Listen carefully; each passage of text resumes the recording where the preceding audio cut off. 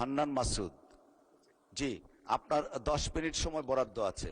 মাননীয় মন্ত্রী, প্রতিমন্ত্রী, আপনি দয়া করে বসুন। মাননীয় স্পিকার, আজকে কয়েকটা বিল উপস্থাপন করা হয়েছে যার মাধ্যমে মূলত স্থানীয় সরকার বা স্থানীয় প্রশাসন ব্যবস্থা যা রয়েছে তার পিঠে ছুরিকাঘাত করা হচ্ছে, যেটা বিএনপির কোনো ইশতেহারে ছিল না। আমাদের ট্রেজারি বেঞ্চে যারা আছেন তাদের কোনো ইশতেহারে ছিল না। আমাদের বিএনপি দলীয় যেই ইশতেহার ছিল 31 দফা, 31 দফার 20 নং দফাই ছিল যে হচ্ছে মৃত্যু কিংবা কোন দণ্ডে দণ্ডিত হওয়ার আগ পর্যন্ত কোন সিটি কর্পোরেশন, পৌরসভা কিংবা স্থানীয় সরকারের কাউকে অপসারণ করা হবে না।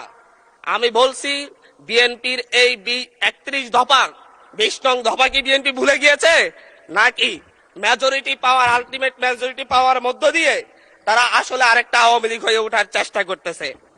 মাননীয় স্পিকার, এই বিলে বলা হয়েছে বিশেষ পরিস্থিতিতে বা জনগণের আশাকাঙ্ক্ষা বিশেষ পরিস্থিতি কিংবা 32 কয়ে বলা হয়েছে বিশেষ পরিস্থিতি অত্যাবশ্যক বিবেচনা করিলে বা জনস্বার্থে যে কোনো বা সকল পৌরসভার মেয়র বা কাউন্সিলরগণকে অপসারণ করিতে পারিবে।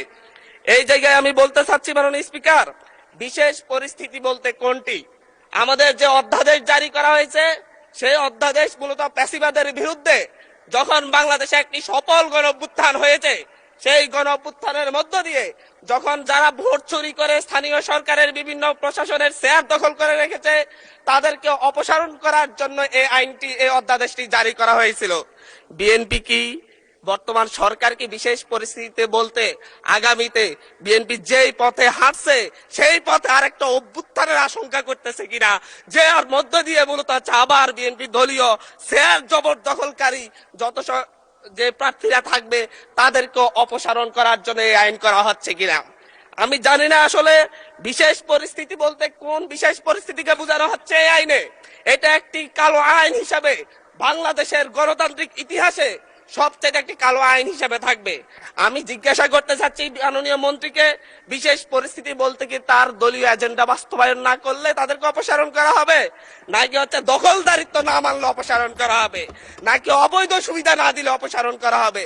এটা কোন সময়ে কোন বিশেষ পরিস্থিতিতে অপসারণ করা হবে তার সুনির্দিষ্ট কোনো ব্যাখ্যা নেই। এর মধ্য দিয়ে মূলত স্থানীয় নির্বাচন এবং গণতন্ত্রের ফিতে ছুরিকাঘাত করা হচ্ছে। মাননীয় স্পিকার, এখানে বলা হচ্ছে উপযুক্ত ব্যক্তি যদি বিশেষ পরিস্থিতিতে সরকার এই ক্ষেত্রে নিয়োগও করতে পারবে।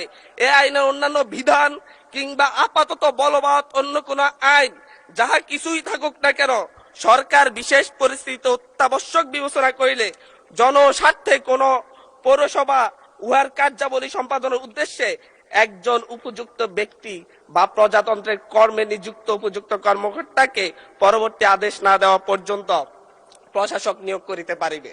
উপযুক্ত ব্যক্তি বলতে কি হচ্ছে দলীয় কোন নেতা কিংবা লাঠিয়াল হবে, নাকি হচ্ছে কোন মন্ত্রী এমপির সন্তান হলেই হবে?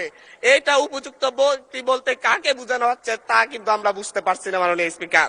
মাননীয় স্পিকার, এর মধ্য দিয়ে নির্বাচিত প্রতিনিধিদেরকে সরিয়ে অনির্বাচিত শুধু মামা খালুর জোরেই বিভিন্ন প্রশাসনে, বিভিন্ন পৌরসভা মেয়র কিংবা কাউন্সিলর পদে কিংবা সিটি কর্পোরেশনের মেয়র কাউন্সিলর পদে দলীয় নেতাদেরকে বসানোর একটি ফাইতারা করা হচ্ছে। মাননীয় স্পিকার, আমরা কোনো কথা বলতে গেলেই আমরা দেখি যে হচ্ছে বিভিন্ন সময় যখন হচ্ছে আওয়ামী সংসদ ছিল, ফ্যাসিবাদের সংসদ ছিল, তখন স্বজন হারানোর বেদনা উঠে আসতো মাননীয় স্পিকার। এখনো দেখা যাচ্ছে আমরা যখনই গণতন্ত্রের কথা বলি, যখনই স্থানীয় সরকারকে আমরা শক্তিশালী করার কথা বলি, তখন বলা শুরু করে আমরাই তো গণতন্ত্রের প্রবক্তা, আমরাই তো নতুন করে বাংলাদেশকে গণতন্ত্র উপহার দিয়েছি, আমরাই তো বাংলাদেশে নতুন গণতন্ত্রের পুনর্জন্ম দিয়েছি। 17 বছর ধরে আমরা লড়াই করেছি। 17 বছর ধরে লড়াই করেছেন বলে বাংলাদেশের গণতন্ত্রকে আবার গলা টিপে হত্যা করার সুযোগ নেই। আবার মাগুরা নির্বাচনের মতো আজকে বগুড়ার নির্বাচন এবং শেরপুর নির্বাচনের কারচুপি দেখেছি আমরা মাননীয় স্পিকার। আমরা যখনই ফেসবুকে ঢুকি, আমরা যখনই দেখি যে বিভিন্ন সংবাদ মাধ্যমে ধানের শীষে ছাপ্পা সিল মারা হচ্ছে মাননীয় স্পিকার। আজকে 2024-এ 2024-এর এমন রক্তক্ষয়ী সংঘাতের পরে আজকে যখন একটা উপনির্বাচন এবং একটা স্থগিত হওয়া নির্বাচন হতে যাচ্ছে, তখন আমরা দেখছি বিরোধী দলীয় এজেন্টদেরকে ঘাট ধাক্কা দিয়ে বের করে দেওয়া হচ্ছে, কেন্দ্রের ভিতর ঢুকে এজেন্টদেরকে আহত করা হচ্ছে এবং ছোট ছোট বাচ্চাদেরকে লাইনে দাঁড় করায়, স্কুলের বাচ্চাদেরকে লাইনে দাঁড় করে ভোট দিতে দেওয়া হচ্ছে। এর চাইতে নির্লজ্জতা আর কি আছে মাননীয় স্পিকার? এর মধ্য দিয়ে মূলত আরেকবার বাংলাদেশকে সংকটে ফেলা হচ্ছে। একটা বিষয় হচ্ছে, আমাদের যে ট্রেজারি বেঞ্চ রয়েছেন, ওই ট্রেজারি বেঞ্চের নেতারা বারবার বাংলাদেশের গণতন্ত্রকে হত্যা করার চেষ্টা কিন্তু করেছেন, কিন্তু ওনারা ব্যর্থ হয়েছেন, আওয়ামী লীগের মতো সফল হন নাই। 1994 সালের মাগুরার নির্বাচনের মধ্য দিয়ে ওনারা চেষ্টা করেছিলেন একতরফা নির্বাচন করে টিকে থাকতে। 1996 সালে একতরফা একটা নির্বাচন করেছিলেন, 12 দিনের মাথায় জনগণের চাপে সরকার থেকে পদত্যাগ করে তত্ত্বাবধায়ক সরকার ব্যবস্থা দিতে হয়েছিল। আবার 2006 সালে এসে বিচারপতির 2 বছর মেয়াদ বাড়িয়ে তারপর আবার ক্ষমতায় থাকার বন্দী করেছিলেন, কিন্তু বাংলাদেশের জনগণ সেই সুযোগ দেয় নাই। চুরি করা যায়, কিন্তু চুরি করে সেটা হজম করা যায় না, যেটা আওয়ামী লীগ করেছে মাননীয় স্পিকার। ঠিক একই ভাবে 2024 সালে এসে এখন 2026 সালে এসে এখন আবার চুরির ধান্দায় নেমেছে। এবং চুরি করে আমি আবারও বলছি, বিএনপি যতই চেষ্টা করুক আওয়ামী লীগ আর হইতে পারবে না মাননীয় স্পিকার। মাননীয় স্পিকার, আমরা ভোটাধিকার নিয়ে কথা বলবো, আমরা ঘুমের অধ্যাদেশ নিয়ে যখন কথা বলি যে হচ্ছে ঘুমের অধ্যাদেশ কেন বাতিল করা হচ্ছে, তখন ট্রেজারি বেঞ্চের মন্ত্রী দাঁড়ায় বলে, আমাদের স্বরাষ্ট্রমন্ত্রী অনেকদিন ঘুমছিলেন, আমরা কি ঘুমের বেদনা বুঝি না? আমাদের মাননীয় প্রধানমন্ত্রী এতদিন নির্যাতন ছিলেন, আমরা কি বুঝি না ঘুমের বেদনা?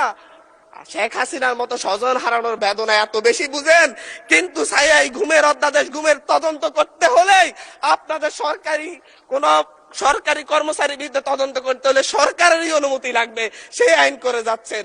আবার বলতেছেন যে হচ্ছে সরকারি কোনো গোপনীয়তার জন্য কাউকে গুম করা হলে সেটা গুম হিসেবে যেন বিবেচনা করা না হয়। এটা তো দ্বিচারিতা ছাড়া আর কিছু না মাননীয় স্পিকার। মাননীয় স্পিকার, মানবাধিকার কমিশন অধ্যাদেশ বাতিল করে দিয়ে আবার সেই শেখ হাসিনার 2009 সালের প্রয়োগ করা আইনে তারা ফিরে যাচ্ছে। শেখ হাসিনা খারাপ, আওয়ামী লীগ খারাপ, সবকিছুই খারাপ, কিন্তু আওয়ামী লীগ ক্ষমতায় থাকার জন্য আওয়ামী লীগের যত বিধান আছে, নিয়ম নীতি আছে, সবগুলাই আজকে কি ভালো হয়ে যাচ্ছে মাননীয় স্পিকার। কিন্তু অভ্যুত্থান পরবর্তী যে মানবাধিকার অধ্যাদেশ, যেটাকে সকলেই গ্রহণ করেছে, সেই অধ্যাদেশকে তারা বাতিল করে ফায়ে ছুড়ে ফেলে দিয়ে মূলত জাতির সাথে প্রতারণা করছে মাননীয় স্পিকার। মাননীয় স্পিকার, এই থেকে আজকে সুপ্রিম কোর্ট সচিবালয় অধ্যাদেশ বাতিল করে দিয়েছে। আমাদের মাননীয় প্রধানমন্ত্রী তারেক রহমান সাহেবের ওনার একটা ফেসবুক পোস্টেই উনি উল্লেখ করেছেন সুপ্রিম কোর্টের জন্য আলাদা সচিবালয় করা হবে এবং সুপ্রিম কোর্টকে বিচারালয়কে স্বাধীনতা দেওয়া হবে। আজকে আইসা বলতেছে সুপ্রিম কোর্ট সচিবালয়ের কোনো দরকারই নেই, কোনো প্রয়োজনীয়তা নাই। এখন যদি বলি যে হচ্ছে আমরা বিচার বিভাগের স্বাধীনতা চাই, 28 জন বিচারককে শোকজ করা হয়েছে তাদের অভ্যন্তরীণ মেসেঞ্জার গ্রুপে শুধু আলাপ আলোচনা করার কারণে, বলি যদি আমরা বিচার বিভাগের স্বাধীনতা চাই, তাহলে আমাদেরকে বলবে মেজর শহীদ প্রেসিডেন্ট জিয়াউর রহমানই তো বিচার বিভাগকে স্বাধীনতা দিয়ে গিয়েছেন। আমরা তো এই বিচার বিভাগের স্বাধীনতার জন্য এতদিনের লড়াই, আজকে আসা টুটি চেপে ধরা হচ্ছে বিচার বিভাগের। মাননীয় স্পিকার, মাননীয় স্পিকার, আমি আবারও সেই স্থানীয় সরকার যে আইনটি, সিটি কর্পোরেশন যে আইনে ফিরে যাচ্ছে, আমি সেই কথাই বলতে চাচ্ছি। আমরা 2012-13 সালে আওয়ামী লীগ যখন হচ্ছে সিটি কর্পোরেশন নির্বাচন দিয়েছিল, সেই নির্বাচনে 5টি নির্বাচনে বিএনপি দলীয় বা হচ্ছে 20 দলীয় জোটের প্রার্থীরা বিজয় হয়েছিল। বিএনপি আওয়ামী লীগ কারচুপি করতে পারে নাই, কিন্তু পরবর্তীতে সেই নির্বাচিত মেয়রদেরকে অপসারণ করে আওয়ামী লীগ তাদের দলীয় এবং হচ্ছে বিভিন্ন প্রশাসক বসিয়েছিল। মাননীয় স্পিকার, দীর্ঘদিন ধরে ট্রেজারি বেঞ্চের মেয়র আরিফ, তৎকালীন সিলেটের মেয়র ছিলেন আমাদের বর্তমান এমপি সিলেটের আরিফ ভাই, ইয়া ছিলেন হচ্ছে প্রফেসর আব্দুল মান্নান সাহেব, প্রত্যেককে তাদেরকে গাজীপুরে ছিলেন, তাদের প্রত্যেককেই তাদের চেয়ারে বসতে দেওয়া হয় নাই। একই ধরনের পথে আওয়ামী লীগের সেই দেখানো পথে বিএনপি হাঁটার জন্য এই আইনটাকে করা হচ্ছে। মাননীয় স্পিকার, অন্তর্বর্তীকালীন সরকার যে অধ্যাদেশটি জারি করেছিল সে অধ্যাদেশটি মূলত বিশেষ পরিস্থিতির কথা জন্য জারি করা হয়েছিল, অভ্যুত্থান পরবর্তী পরিস্থিতির জন্য জারি করা হয়েছিল।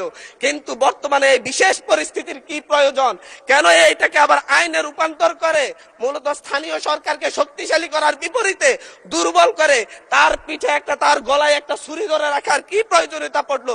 এর জবাবটা অবশ্যই আমরা চাইব মাননীয় স্পিকার। এবং বিশেষ পরিস্থিতি বলতে কি বোঝানো হয়েছে, বিশেষ ব্যক্তি, উপযুক্ত ব্যক্তি বলতে কি বোঝানো হয়েছে, এর ব্যাখ্যা ছাড়া এই আইন পাশ করা হলে এর মধ্য দিয়ে স্থানীয় গণতন্ত্রকে আবার গলা টিপে হত্যা করা হয়েছে বলে আমরা ধরে নিব মাননীয় স্পিকার। ধন্যবাদ মাননীয় স্পিকার।